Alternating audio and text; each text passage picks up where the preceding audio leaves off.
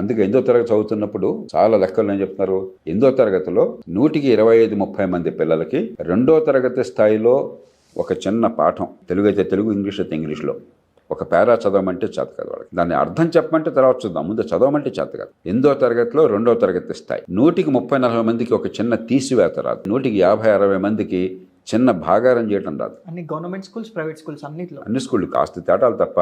Private స్కూళ్ళు కొంచెం మెరుగ్గా ఉన్నాయి, కానీ ప్రైవేట్ స్కూళ్ళు తప్పు కూడా కాదు. ఎందుకంటే విద్యా ప్రమాణాలు నిర్వచించాల్సింది, నిలబెట్టాల్సింది ప్రభుత్వం. స్కూల్ ఏదైనా కూడా పిల్లల ప్రభుత్వం బాధ్యత కదా. కాబట్టి స్కూల్ ఏదైనా కూడా అన్ని స్కూళ్ళు ఇట్లాగే తగలెట్టుకున్నాయి. మనకి 14, 15, 16, 18 వయసుల్లో గడియారం చూసి టైం చెప్పమని చెప్పంటే 100కి 50 మందికి గంట నిమిషం చెప్పడం రావట్లేదు. ఓ 10,000 రూపాయలు అప్పు తీసుకున్నామయ్యా, నెలకు రూపాయి వడ్డీ, 100 రూపాయలకి ఎంత వడ్డీ కట్టాలి నెలకి అని చెప్పంటే 100కి 50-60 మందికి తెలియట్లేదు 18 ఏళ్ల వయసులో. మరి వాళ్ళు ఆర్టిఫిషియల్ ఇంటెలిజెన్స్ అంటున్నాం, కంప్యూటర్లు అంటున్నాం, మరి గొప్ప గొప్ప ఇంజనీరింగ్ అంటున్నాం, మరొకటి అంటున్నాం.